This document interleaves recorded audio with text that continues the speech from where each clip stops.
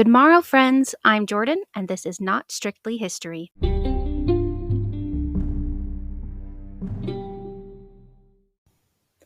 Hello, everyone.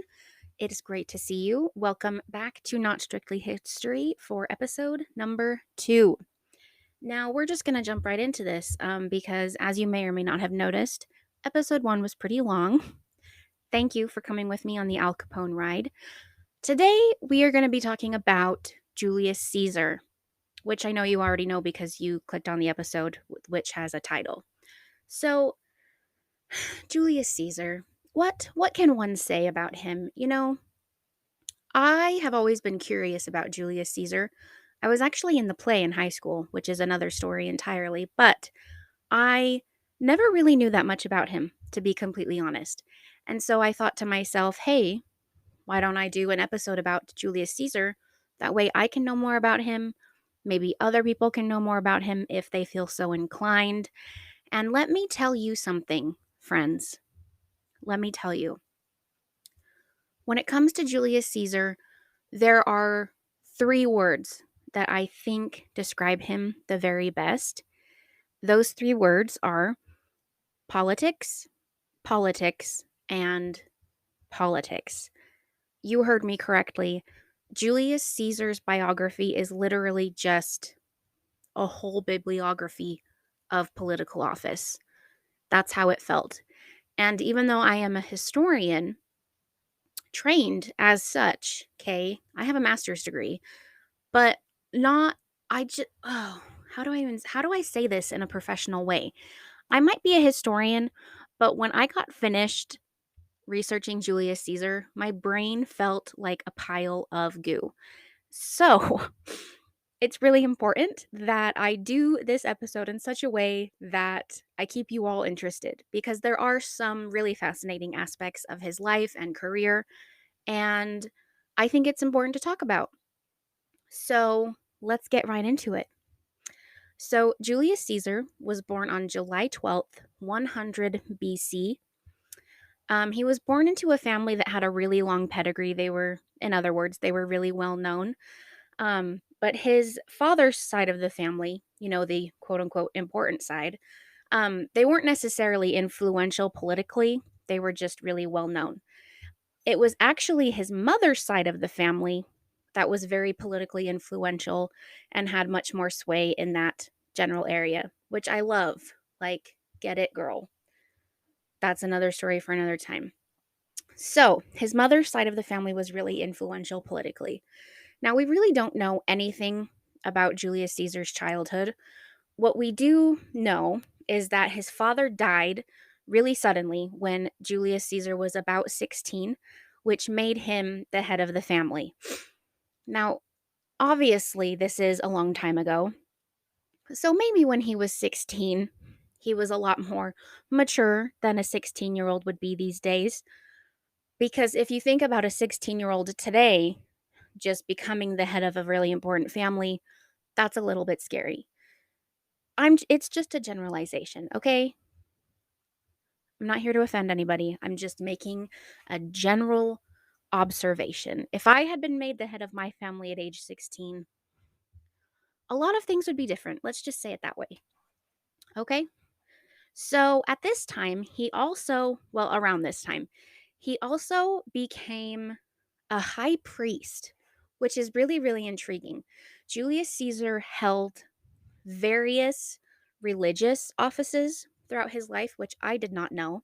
So he was the high priest of the god Jupiter, which is really, really amazing. And fun fact, being the high priest of Jupiter came with a lot of rules. So one of those rules was the high priest could not, number one, touch a horse. I don't know the reason behind any of these, okay? If any of you are like Roman scholars and know the answers to that, let me know. So he could not touch a horse. He could not sleep 3 nights outside of his own bed or 1 night outside of Rome. And perhaps most significantly, he could not look upon an army. And you're thinking to yourself, I thought Julius Caesar was like a military dude. How is this the case if he was this high priest who could not even touch a horse or look at an army? I am here to answer that and say there's an app for that. No, no, no, no. There's a remedy for that. Well, I don't know if remedy is the right word. Let's get into it, okay? So, Julius Caesar's first wife was named Cornelia. And by with everything that we know about their marriage, I think it was actually quite loving, and which is really, really intriguing. She was the daughter of a man named Cinna, not Hunger Games, who was Julius Caesar's uncle's political ally. So he and Cornelia were married about ish this time, and they had one child together. They had a daughter named Julia. So he's married to Cornelia. They have a little girl, and he is the high priest of Jupiter. Okay, and then dun dun dun, civil war breaks out. Okay, civil war breaks out in Rome, and Julius Caesar's uncle lost. He lost this civil war, and his opponent, whose name was Sulla, won. And this brought a lot of consequences for good old JC, Julius Caesar. Okay. So, one of the consequences of this was that he was stripped of his wealth, of his title, all of his lands, all of his money. Okay. He was also stripped of his priesthood. So, this opens the door for him to have a military career. He was also asked to divorce Cornelia by Sulla. Now, Sulla basically said, hey, if you don't divorce your wife, who is related to my enemy, I'm going to kill you. And Julius was like, actually, no, I'm not going to divorce my wife. And he went into hiding. And this is one of the reasons, I guess, that you could say a lot of people think that their marriage was very loving and that they cared a lot for each other. Because it would have been pretty easy for him to divorce Cornelia and to stay in Rome and try and get his life together, but he wouldn't do it. And instead, he left Rome and went into hiding. So Julius Caesar is now in hiding. Now, this is kind of I don't know if it's the best way to say it. I got that from obviously one of my resources. I'm not sure how much of in hiding he was because it was at this time that he also joined the military. So maybe he was in hiding for a while and then thought to himself, hey, I should probably do something with my life. I'll join the military. I'm not exactly sure. He didn't write a diary. Would have been really helpful, but that wasn't a thing back then. So this is when he joins the military, and he's away from Rome, obviously, so that Sulla, who is now in charge, doesn't kill him. But do you remember how I talked about Julius Caesar's mom's family, their political influence? This is where that comes super into handy. Into handy? That can't be a phrase. Okay. This is where that plays a part, okay? Julius Caesar's mother's family was able to use their influence to sway Sulla, basically, and the threat was lifted off of his life. So he could now come back to Rome and try and get himself together. He actually didn't do that, though. He decided to stay away from Rome just in case Sulla changed his mind, which was probably an okay decision. And he stayed in the military, and he won actually like a what is it? Oh, what was it called? I didn't write it down because I'm silly. He won an award for his service in the military. I can't remember exactly what it was called. That's upsetting, but he won an award. And then Sulla eventually died in 78 BC, and that is when Julius Caesar returned to Rome. So when he was back in Rome after Sulla's death, he turned to legal advocacy, and he was known for his oratory skills. Everybody was like, bro, have you been to the courts lately? Julius Caesar is tearing it up. Probably that was a headline in the newspaper that definitely existed.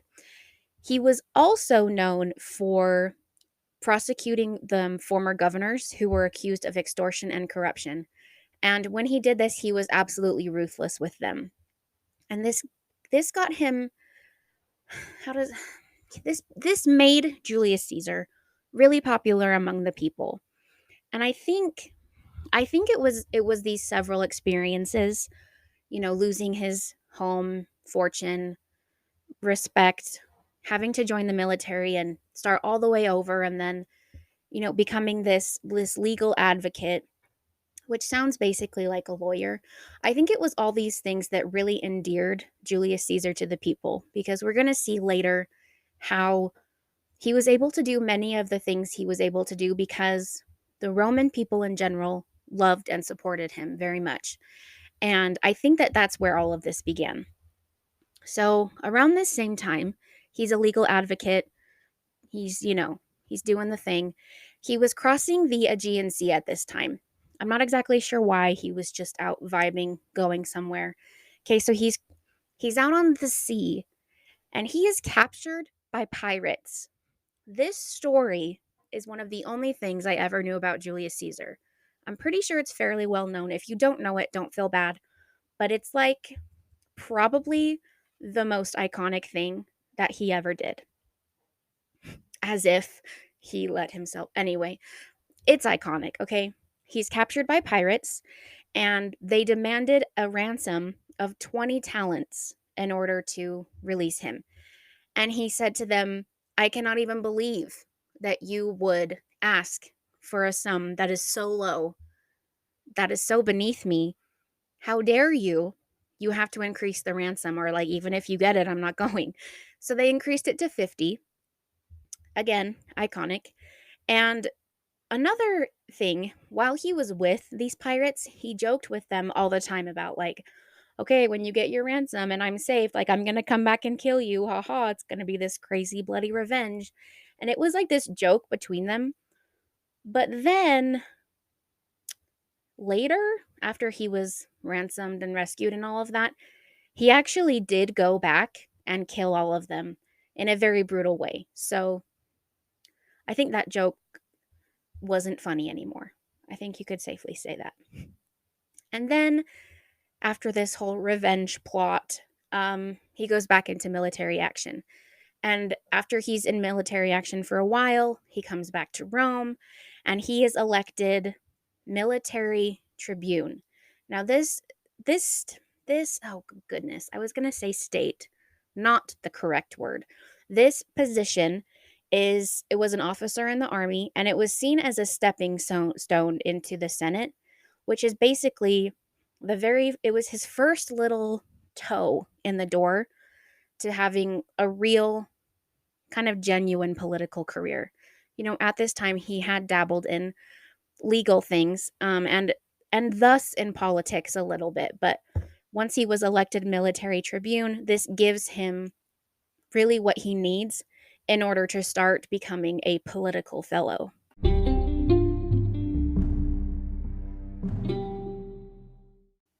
So come with me, if you will, to 69 BC. This year was a really big year for Julius Caesar. He was elected as a public official, so politics is like raging for him, but also Cornelia passed away. I tried to look into this. There's not a whole lot of information. I'm not sure how she passed away. I'm not sure if he was super sad or devastated or anything. I'm assuming that he probably was, since we're fairly sure they loved each other. He was probably pretty sad about it. So that's rough. It's a rough time. Cornelia passed away. That actually made me really sad. But he's a public official now and he had to take office. 2 years later, so now we're in 67 BC, Julius Caesar remarried. He married a woman named Pompeia, and fun fact, she was the daughter of his former enemy, Sulla. He marries Pompeia, okay, in 67 BC.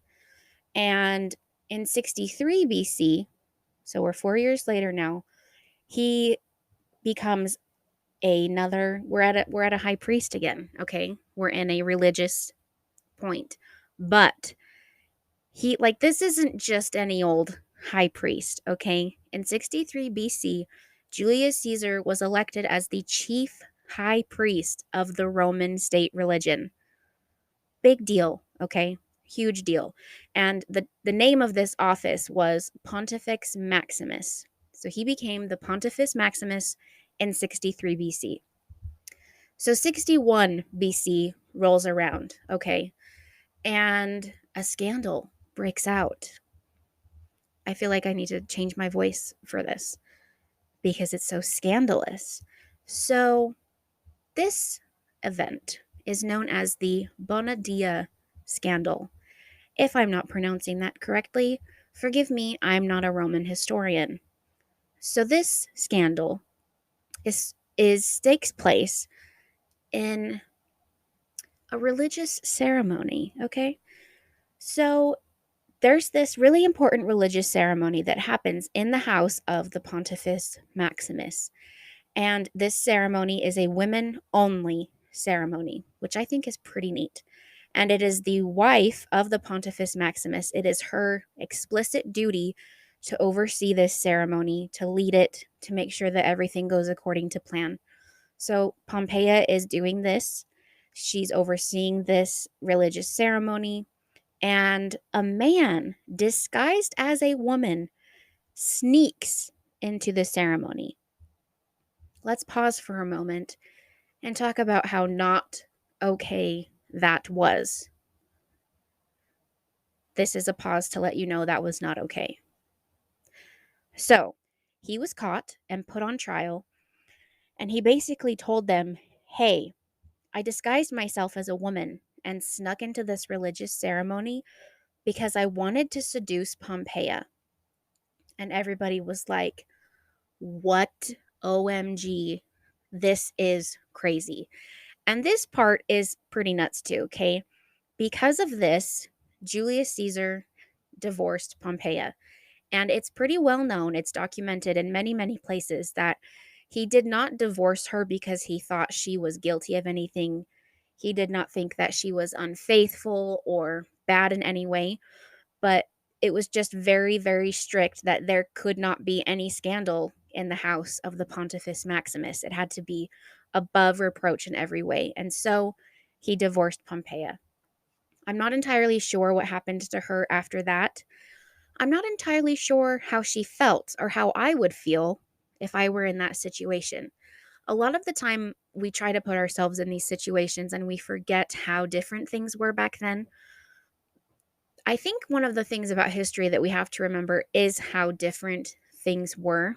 But at the same time, people are always human, you know? So if their marriage was at least amicable and they did well together, I can imagine that this whole scandal and having to divorce Julius Caesar would have been at the very least uncomfortable for her. Um, but this is just me speculating. So they were divorced in 61 BC. So I'm going to summarize a little bit because, as I said in the beginning, lot of politics, okay?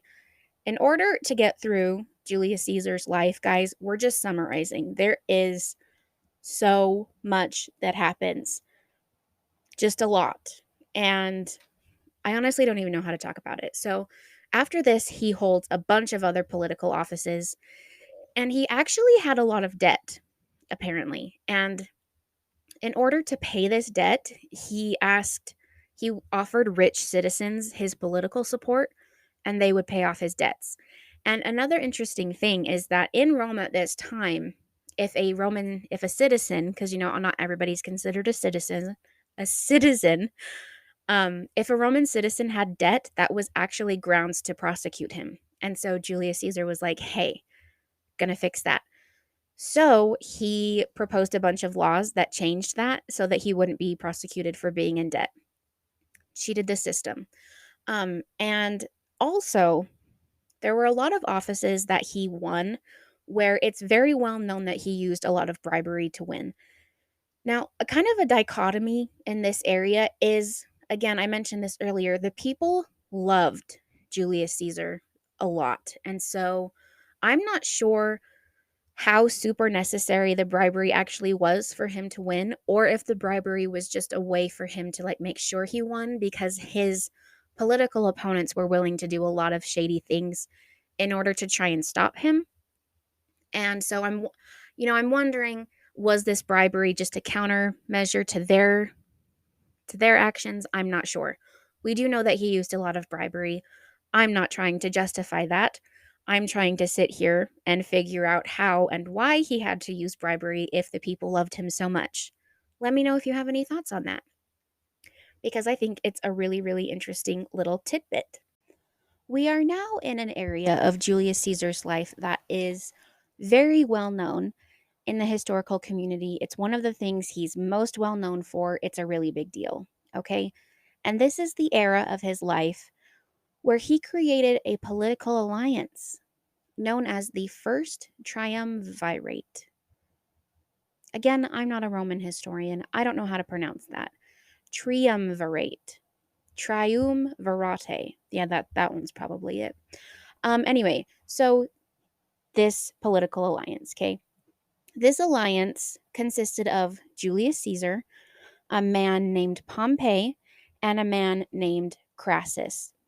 All of these three men together had enough money and influence in order to control a lot of the business that was going on in Rome.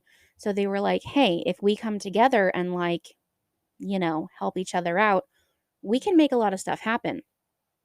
So, in order to kind of cement this alliance, Julius Caesar had his daughter Julia married to Pompey.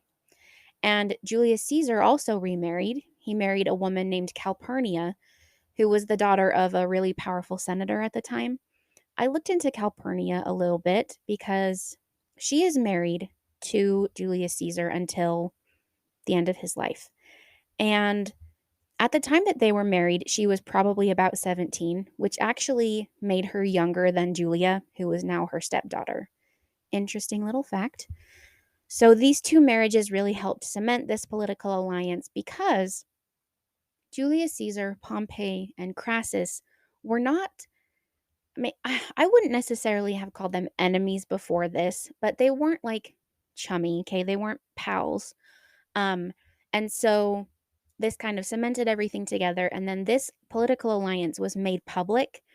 So this law was proposed that was for the redistribution of public lands. And all three of these men supported this law.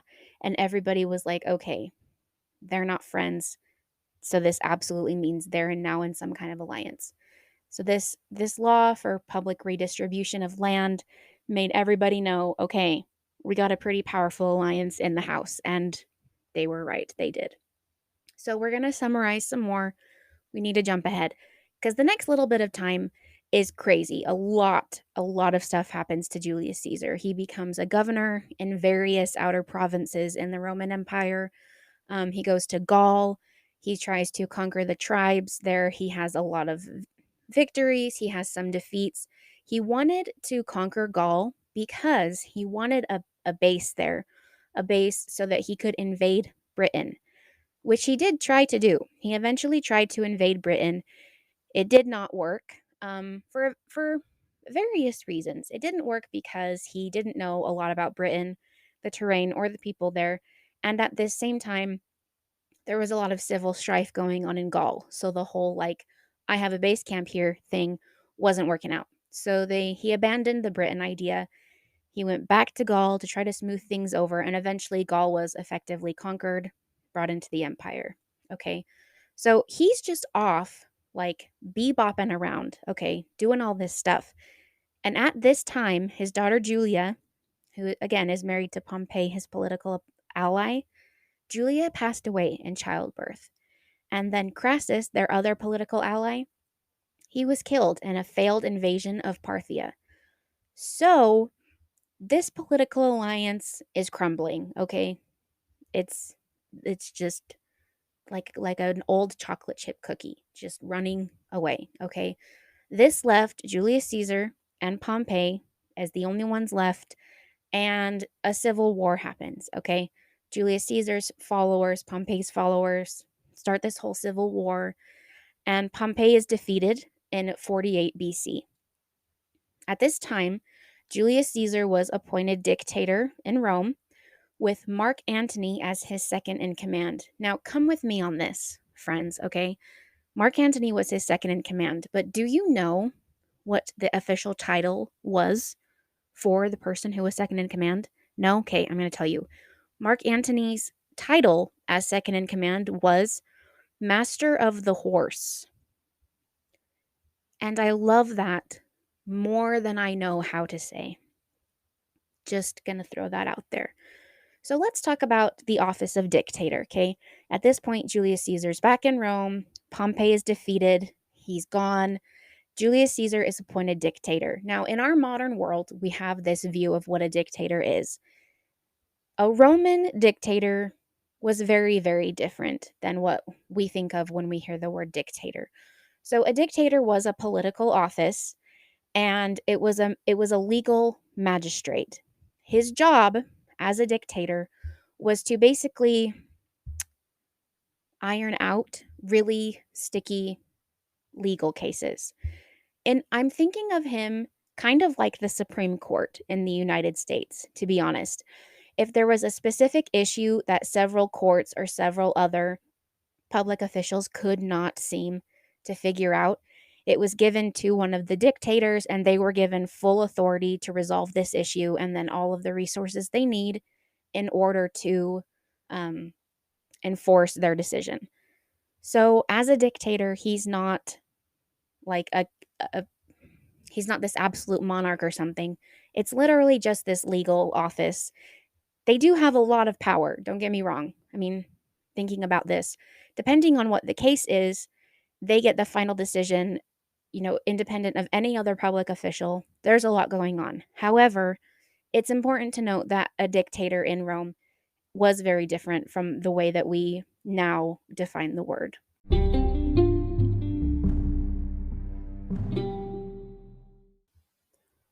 Okay, let's talk about Egypt, shall we?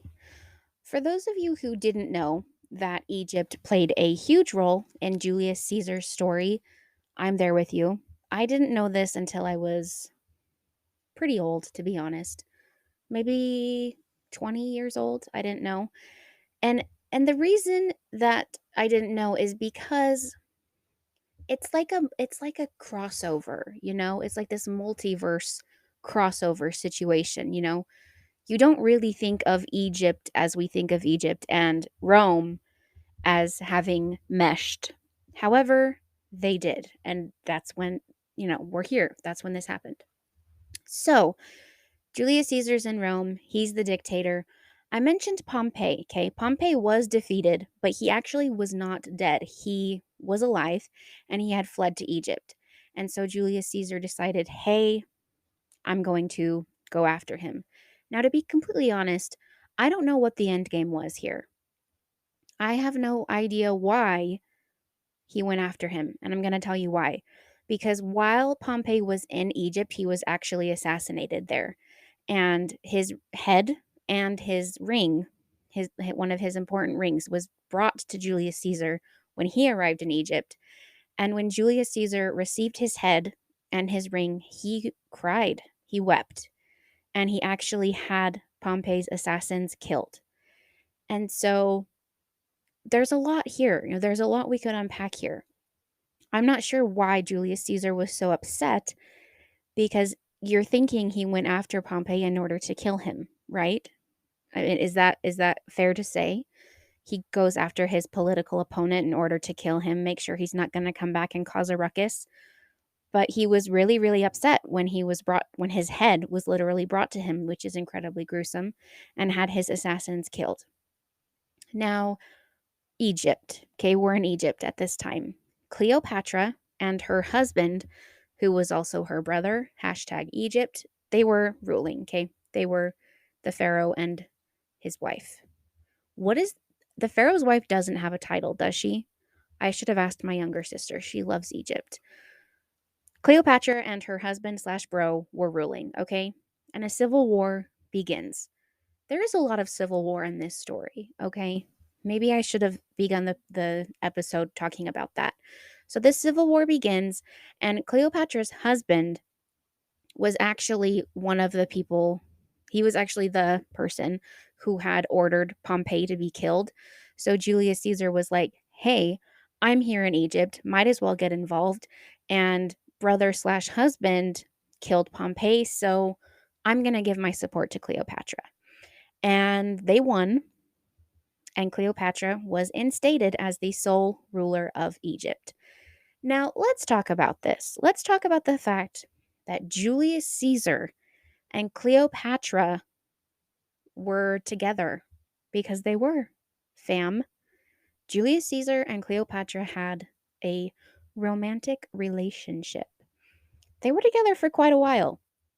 I find this intriguing in many, many, many, many ways. Okay, they had a relationship all throughout Julius Caesar's last marriage. Okay, and this was actually not considered adultery because Cleopatra was not a Roman citizen. So he could not get in trouble for adultery or anything like that because, again, Cleopatra wasn't a Roman citizen. She would come to visit Rome and she would stay at Julius Caesar's villa. Crazy. Okay. All of this is so crazy because I know when we think of Cleopatra, we're not thinking that she was just hanging out by the pool at Julius Caesar's house, but that did happen. And this again got me thinking about his other wife, his last wife, Calpurnia. How did she feel about all of this, do you suppose? I mean, the queen of Egypt is just rolling in to stay with them, and she also happens to be her husband's mistress. I don't know. Okay? I don't know. A lot going on. What we do know about Calpurnia is that she was always considered very humble and very faithful, even though Julius Caesar actually had a bunch of affairs, not only with Cleopatra during their marriage. So I kind of feel bad for Calpurnia. By that, I feel really bad. By that, I mean, I feel really bad for Calpurnia. She deserved better, don't we all? So Julius Caesar and Cleopatra are together, and they had a son. Now, this son, Ptolemy the 15th, also known as Caesarion, he was unacknowledged by Julius Caesar. So a lot of historians will say things like, well, we don't know for sure because Julius Caesar never said, like, no, literally no. We're not going to go down that path, okay? Ptolemy the 15th, Caesarion, was Julius Caesar's son, okay? Do not come at me with your technicalities. No, okay? They had a son together, and he actually ruled with Cleopatra until her death, and then for a few weeks alone until he died. But we're going to get into that in a little bit. So again, Julius Caesar and Cleopatra have this relationship. They have a son, dot dot dot, etc. We're summarizing again, people. Let's get ahead to Julius Caesar's assassination because besides the event itself, I want to talk about all the things that led up to it and all of these things because his relationship with Cleopatra and everything that was going on in his political career at the time does have a part in this, and I think that that is important to understand. Okay, so Julius Caesar was assassinated on March 15th, 44 BC, the Ides of March. Fun fact, I actually started researching for this episode on March 15th, and it was slightly creepy and freaked me out, okay? But as you may or may not know, this is when Julius Caesar was killed, and he was in the Senate, on the Senate floor, and 60 men came and stabbed him a total of 23 times. Mathematically, this doesn't add up. I get that. However, 60 men were implicated, and he was stabbed 23 times. And he died, okay? Before this happened, a lot of other things happened. Julius Caesar, at this time, held a lot of different political offices, and this is what made him very threatening to the people in the Senate.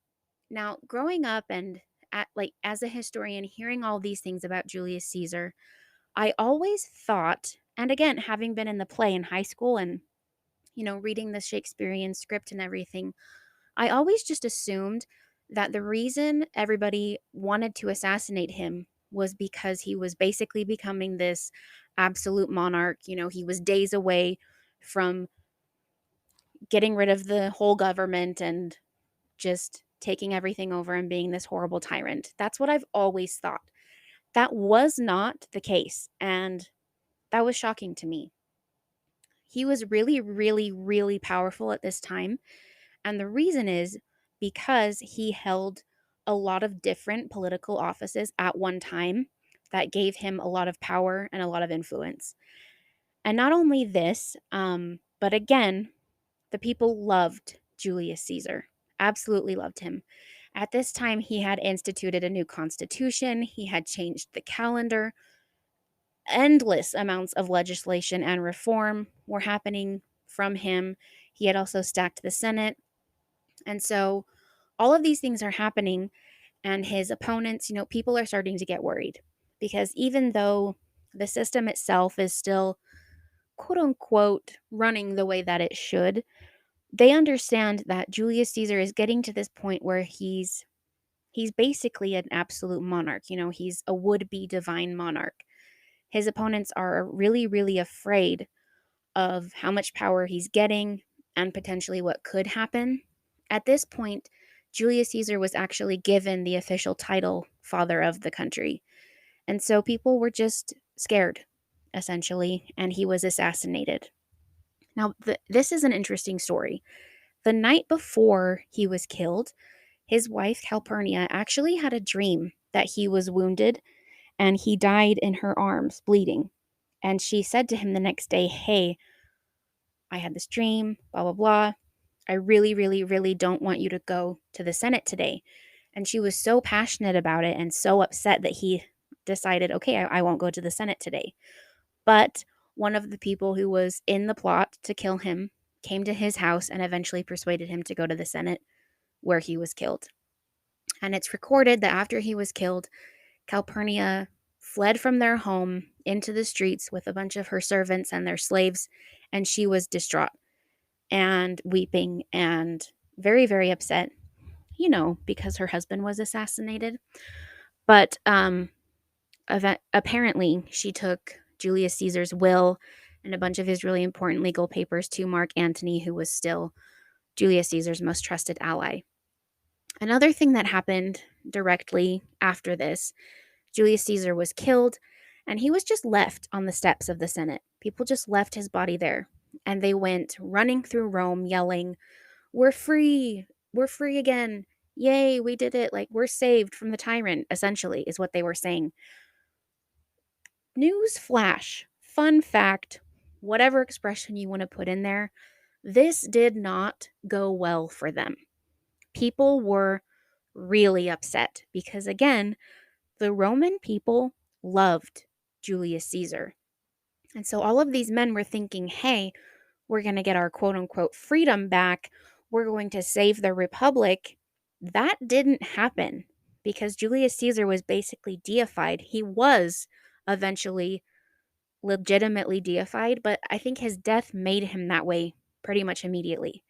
And his nephew, Octavian, who was his heir, became the first Roman emperor shortly after that. And he was actually the one who had Caesarion killed, which is a really weird, mix and is also incredibly sad. So this whole assassination in order to save the country really backfired on them, I think. I think we could safely say that because Julius Caesar became this mythical god, essentially. And his nephew was made an emperor, and there goes the Republic.